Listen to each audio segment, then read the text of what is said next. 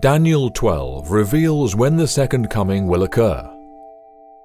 Throughout the long millennia since Adam and Eve first turned their heartbroken steps from paradise, the question in the heart of every believer has been, when will it be over? When can we return home? YHWH said, "Of that day and hour knoweth no man, no, not the angels of heaven, but my Father only." Divine love, however, desires every soul to be ready for the end. The prophecy of Daniel 12 is YHWH's gift, relating events which will disclose when the second coming will occur. "And at that time shall Michael stand up, the great prince which standeth for the children of thy people, and there shall be a time of trouble, such as never was since there was a nation, even to that same time. And at that time thy people shall be delivered, every one that shall be found written in the book." Daniel 12 covers the climax of the great controversy between good and evil, towards which all of Daniel 11 has been building. At that time, Michael stands up. His people are facing a time of trouble such as the world has never seen, and he's not going to take it sitting down. He lovingly provides instruction for the final generation so they will know what to expect. Daniel, like everyone since Adam, wanted to know one thing. He asked, "How long shall it be to the end of these wonders?" The answer was immediate. "And I heard the man clothed in linen, which was upon the waters of the river, when he held up his right hand and his left hand unto heaven, and swear by him that liveth for ever, that it shall be for a time, times, and a half. And when he shall have accomplished to scatter the power of the holy people, all these things shall be finished." This may seem confusing, but it was an honest answer to a straightforward question. Daniel asked, "How long shall it be to the end of these wonders?" And YHWH told him, "A time, times, and half a time, or 3.5 years." This is important information. Earth's history would climax in a 3.5-year time period. The one piece of information missing from YHWH's answer, however, was when the 3.5 years would start. This time period is imminent. It is time for this prophecy to be understood in its entirety, but only those who have been following advancing light will understand it. YHWH told Daniel of the final generation, "Many shall be purified and made white and tried, but the wicked shall do wickedly, and none of the wicked shall understand, but the wise shall understand." The soul is purified as it embraces advancing light. Thus, it is the responsibility of every child of Yah to actively seek out truth and accept every ray of light from heaven. The prophecy warned, "None of the wicked shall understand." This is not referring to worldlings. Worldly people do not care about the prophecies of Daniel. This refers to professed followers of YHWH who reject advancing light. It is these who will not understand the truths contained in Daniel 12. YHWH went on to explain, "From the time that the daily sacrifice shall be taken away, and the abomination that maketh desolate set up, there shall be 1,290 days." Here is the answer to Daniel's question. The word sacrifice in the above text is a supplied word. The word daily comes from tamid and means continually, regularly. Both ideas, regularity and continuousness, are present in the word. Many Christians have assumed the daily or continual refers to the daily sacrifices offered under the Old Covenant. However, advancing light reveals a deeper meaning. The continuous without interruption refers to time itself and the method by which it is calculated, the moon. The unchangeable nature of the moon was used as an example when YHWH declared, "Once I have sworn by my holiness that I will not lie unto David. His seed shall endure forever, and his throne as the sun before me. It shall be established forever as the moon, and as a faithful witness in heaven. The Sabbath, established at creation, is to be calculated by the calendar established at creation, the luni-solar calendar. Obedience to the divine commands purifies and sanctifies the soul. Disobedience desolates it. When the continual is taken away, the abomination that desolates the soul is established. This happened in the 4th century, when Constantine I enforced the use of the pagan calendar and rejected the biblical method of timekeeping.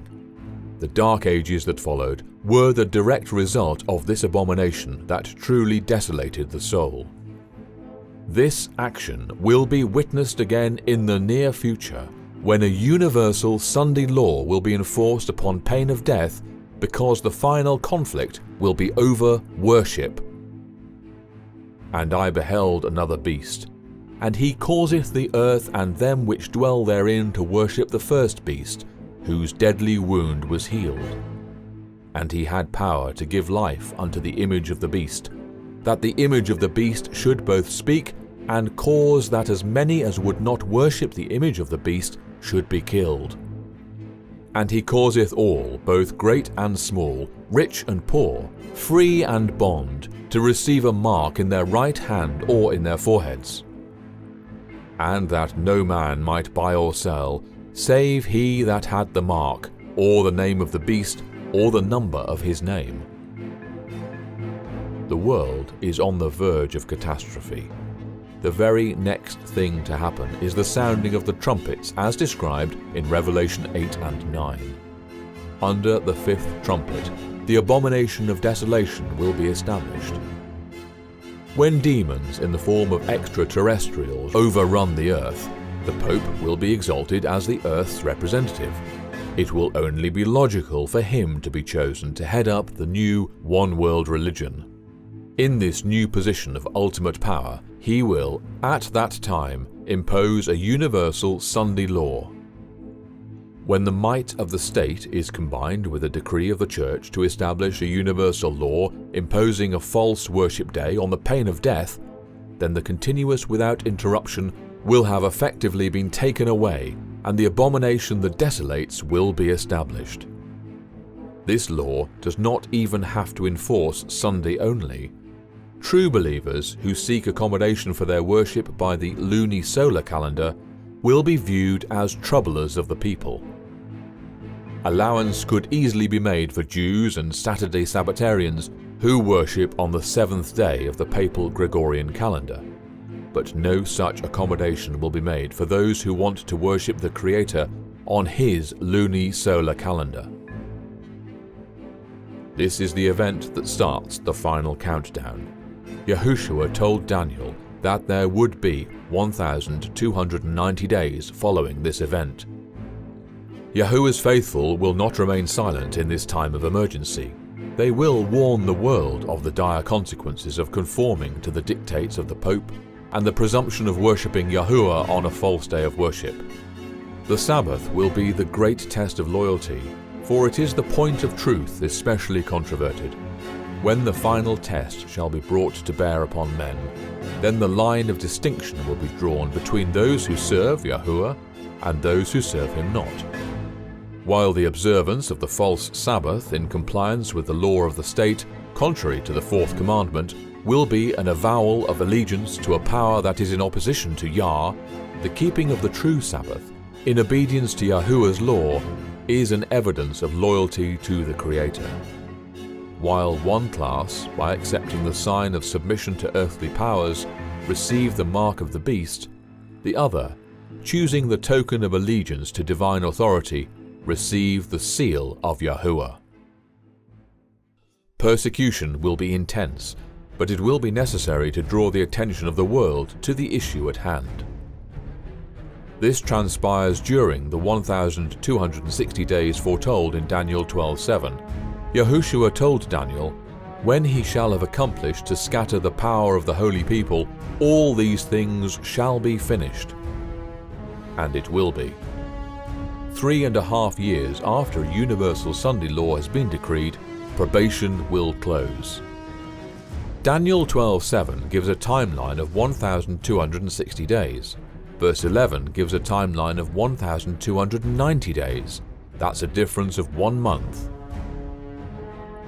The 7 last plagues will fall during the 30 days following the close of probation. For the wicked, the 7 last plagues will be the worst judgments to ever fall on mankind in the history of the earth. During this time, Yahuwah's faithful will be sheltered by divine protection. They have trusted in their Savior, and He will preserve them. Daniel closes with a most precious promise. Blessed is he that waiteth, and cometh to the 1,335 days. When the 7th plague falls, it is over. Yahuwah and his people have triumphed. The difference between the 1,290 days and the 1,335 days is 45 days. It is during this time that those who have honored Yahuwah by staying faithful to him in the face of imminent death will be honored as foretold by John. Behold, I will make them of the synagogue of Satan, which say they are Jews and are not, but do lie. Behold, I will make them to come and worship before thy feet, and to know that I have loved thee. Because thou hast kept the word of my patience, I also will keep thee from the hour of temptation, which shall come upon all the world, to try them that dwell upon the earth. During the 45-day time period, the wicked that have so vigorously persecuted Yahuwah's children will come and worship at the feet of the faithful. The righteous have stood faithfully before the whole world, upholding the honor of Yahuwah and the divine law. They have not surrendered their wills to evil men inspired by demons. In the face of death, they have faithfully given earth's final warning, and many who would otherwise have been lost have been saved through their self-sacrificing efforts. It is Yahuwah's pleasure that they receive a foretaste of the honor that will be theirs in heaven. Those who insist that the timelines of Daniel 12 were fulfilled over 1,260 years during the Dark Ages are clinging to erroneous interpretations. By refusing to advance with the light, they are as deceitful as guard dogs that refuse to sound an alarm when danger is near. Placing the prophecy in the distant past soothes the awakened conscious back to sleep with the assurance that the second coming may be near, but certainly is not imminent. His watchmen are blind. They are all ignorant. They are all dumb dogs. They cannot bark. Sleeping, lying down, loving to slumber.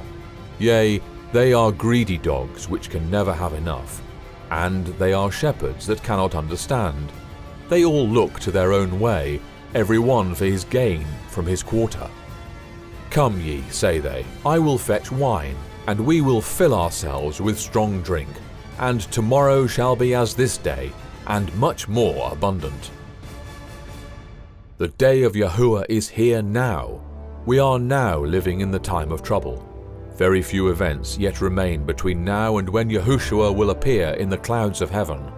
Now is the time to seek Yahuwah, learn of him, and embrace the precious rays of divine truth shining with ever-increasing brilliance from the eternal throne. Time is almost over.